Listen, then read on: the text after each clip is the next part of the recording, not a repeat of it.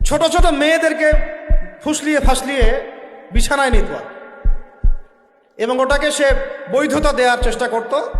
আমরা কি নির্দিষ্ট করে কোনো দিনকে শুভ অশুভ এরকম ফিক্স করি? এই দিনটা শুভ, এই দিনটা অশুভ, নাউজুবিল্লাহ। এগুলো তো শিরক। এগুলো কি?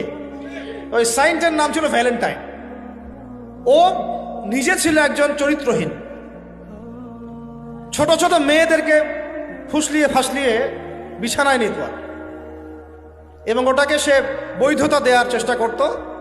ওদের জেনারেশন, ওদের প্রজন্ম তো এরকমই। দেখেন না আপনারা, ওদের ওখানে, ওদের তো ফ্রি দেশ, কি বলে ফ্রি দেশ, মানে যে যার সাথে করতে পারে।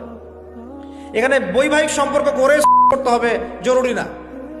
ওখানে যে যা, এটা বাক স্বাধীনতা, ওদের ব্যক্তি স্বাধীনতা। ইচ্ছা হইলো একজন মদ খাইলো, গিয়ে রাত কাটাইলো, কোনো সমস্যা নাই। ইচ্ছা হইলো একটা ছেলের সাথে রাত কাটাইলো, কোনো সমস্যা নাই।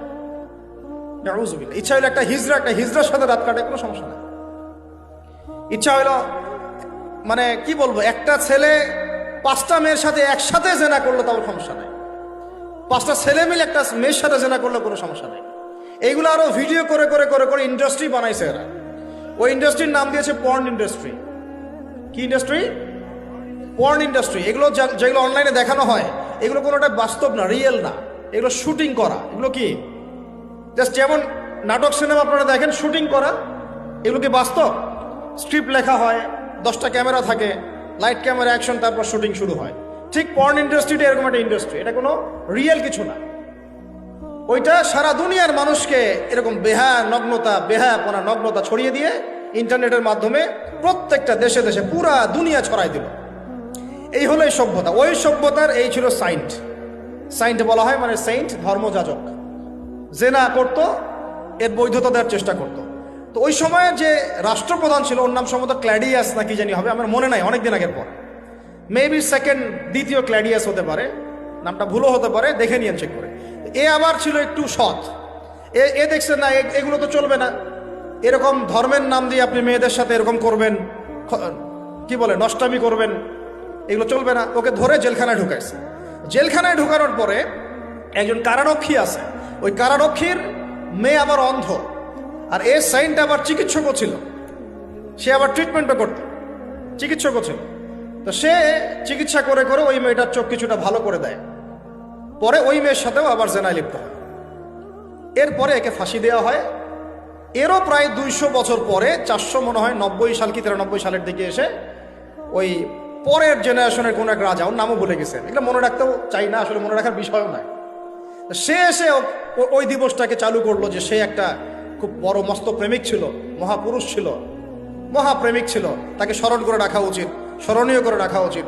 ওই সময় থেকে যে 14 ফেব্রুয়ারি ভ্যালেন্টাইন্স ডে চালু হয়েছে। এরপরে ইউরোপের মধ্যে, শোনেন, ইউরোপের মধ্যে কয়েকটা দেশ ছাড়া কেউই এটাকে গ্রহণ করে নাই। ইতালিতে এই ঘটনাটা ঘটছে, স্বয়ং ফ্রান্সও এটা অনেক সময় গ্রহণ করে নাই। ফ্রান্সে 1779 সালের দিকে, 1779 সালের দিকে ফ্রান্স সরকার এটাকে নিষিদ্ধ করছিল। ওরাই মানে নাই, অস্ট্রিয়া হাঙ্গেরি মানে নাই, জার্মানি মানে নাই। এরা বলছে এইসব নষ্টামি আবার দিবস পালন করার কি আছে। ওরা কিন্তু মুসলিম ছিল না, অমুসলিম, তারাই মানে নাই। তারপরে মধ্যপ্রাচ্যের অনেক কান্ট্রি তো মানেই নাই, পাকিস্তানও মানে নাই, ইন্দোনেশিয়াও এটা হারাম ব্যান করছে, অনেক কান্ট্রি এটাকে ব্যান করে দিয়েছে। শুধু 2টা কান্ট্রির কথা বলবো। কয়টা বলেন? 2টা কান্ট্রি। একটা নাম ব্রিটেন, ওই যে আপনারা লন্ডন যেতে চান যেখানে, আরেকটা নাম হচ্ছে আমেরিকা। শুধুমাত্র ব্রিটেনই প্রতি বছর প্রায় 100 কোটি পাউন্ড খরচ করে এই দিবসটাকে জিয়ে রাখার জন্য এবং সারা বিশ্বেটাকে ছড়ায় দেওয়ার জন্য। আর কত শুনবেন, এগুলো বলতে থাকলে এগুলো নিয়েই রাত পার করা যায়। মূল কথাটা হচ্ছে এটা থাকে, কিন্তু সভ্যতার অনেক বড় বড় রাষ্ট্র এটা গ্রহণ করে নাই। গ্রহণ করে নিয়েছে তোমরা যুবক ছেলেরা, যুবতী মেয়েরা গ্রহণ করলা, তোমরা যারা মুসলিম কান্ট্রির ছেলে মেয়েরা গ্রহণ করলা, তোমরা যারা আল্লাহ তোমাদেরকে মুসলিম পরিবারে জন্ম নেওয়ার তৌফিক দিয়েছিলেন। গ্রহণ করলো কারা? যারা উম্মতে মুহাম্মাদি বলে দাবি করে। চিন্তা করা যায়। আর বাংলাদেশে, সুবহানাল্লাহ, বাংলাদেশে এটা কিন্তু ছিল না। 1993 সালের আগ পর্যন্ত এটা ছিল না। কত সাল বলেন? 1993 সালের আগ পর্যন্ত বাংলাদেশে এটা চালু হয় নাই। আপনারা হিস্ট্রি ঘাটেন, পড়েন যে কবে থেকে এটা শুরু হলো। 1993 সালে ওই সময় একটা পত্রিকা ছিল, সম্ভবত তার নাম জয় দিন, নাম শুনছেন? ওর একটা সম্পাদক ছিল, তার নাম হচ্ছে শফিক রহমান। কি রহমান? অনলাইনে ঘাটেন, দেখেন পাবেন। লন্ডনে থাকতো, ওখানে পড়াশোনা করছে, ওখানকার কৃষ্টি কালচার শিখে এসে 1993 সালে প্রথম বাংলাদেশের মাটিতে এইভাবে ঢাকঢোল পিটায়ে এই বিশ্ব ভালোবাসা দিবস চালু করা হলো, যার মধ্য দিয়ে এই কাজগুলো এখন হচ্ছে। কত সালে? 1993। এই যে ইয়াং জেনারেশন কেউই জানে না, এগুলো ছুটতেছে, একটার পিছনে ছুটতেছে। আমাদের ইয়াংদের মূল প্রবলেম এটা, একটা সামনে কিছু দেখলেই দৌড় দেওয়া শুরু করো, আর দাঁড়াও রে ভাই, দেখো এটা কার, কোত্থেকে আসছে, এর সাথে আমাদের কোনো সম্পর্ক আছে কিনা, এটা আমাদের সংস্কৃতি কিনা, এটা করলে আল্লাহ আবার আমাকে ধরবে কিনা, রসুল আবার আমার উপর রাগ হবে কিনা কিয়ামতের মাঠে, আমার আমল নামে আবার গোনা জমাবে কিনা, এগুলো হিসাব আমি কেমন করে দিব, এই চিন্তা করতে হবে না? তুমি তো ভাই মুসলিম পরিবারের যুবক, মুসলিম পরিবারের যুবতী, তোমাদের দ্বারা তো এটা আশা করা যায় না। অন্যরা করুক, সেটা না হয় আলাদা বিষয়, আমরা ওগুলো দেখতেও চাই না কে কি করে। 1993-তে এটা বাংলাদেশে আসে, আবার বাংলাদেশে আবার ডাবল জাহেলিয়াত আসে। কিরকম? যেটা আবার অন্য কান্ট্রিতে আসে না। বাংলাদেশে এই দিনে আবার আরো একটা দিবস একসাথে, ওটার নাম পহেলা ফাল্গুন। কি নাম বলেন? এই দুইটা মিলে এখন উদযাপন হবে কালকে থেকে। তো এই উদযাপন করতে আপনাদের সাগর পারে সব ভিড় জমায় ফেলছে, হোটেল সব বুকড, 3 গুণ 4 গুণ ভাড়া। মাশাআল্লাহ, আপনারাও তো যারা হোটেল মালিক আছেন এই সুযোগ লুফে নিচ্ছেন। হ্যাঁ, ব্যবসা বেশি হবে, তারপরে খাওয়া দাওয়ার হোটেলের প্রাইস বেশি হবে। শোনেন, একটা হারামকে কেন্দ্র করে যা কিছু অর্জন করবেন সব হারাম। একটা হারামকে কেন্দ্র করে যা কিছু অর্জন করবেন আপনি সবই হারাম।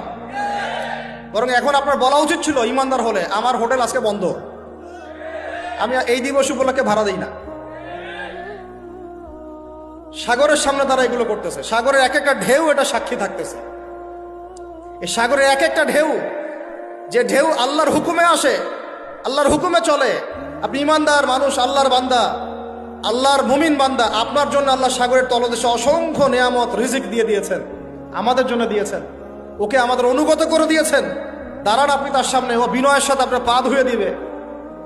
সাগর বিনয়ের সাথে আপনার কি করবে?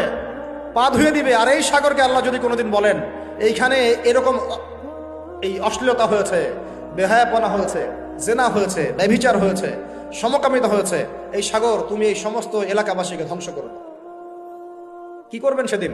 ঠেকাতে পারবেন? আমি কাউকে সন্তুষ্ট করার জন্য কথা বলছি না, আর কারো অসন্তুষ্টির পরও আমি করছি না। যেটা হক সেটা আমাকে বলতে হবে, কারণ যদি আমি না বলি ওই গজব আসলে আমি সদ্য ধ্বংস হয়ে যাব। আল্লাহ পাক চাইলে এক দিনের মধ্যে এমন সুনামি দিতে পারেন, পুরা কক্সবাজার কেন বাংলাদেশ পানির তলে চলে যেতে পারে। এই জায়গাকে বেছে নিছে এই জেনা দিবস পালন করার জন্য। চিন্তা করেন কার ক্যারেক্টার, কার আদর্শ এটা ফলো করতেছে। আল্লাহ পাক কুরআনে বলেছেন, লাকাদ কানা লাকুম ফি রাসূলিল্লাহি উসওয়াতুন হাসানা, তোমাদের মধ্যে আল্লাহর নবী মুহাম্মদ সাল্লাল্লাহু আলাইহি ওয়াসাল্লামের মধ্যেই আছে সর্বোত্তম আদর্শ। আর এই দিবস পালনের মধ্য দিয়ে আপনারা ওই সেন্ট ভ্যালেন্টাইন্স ওর আদর্শ ফলো করতেছেন।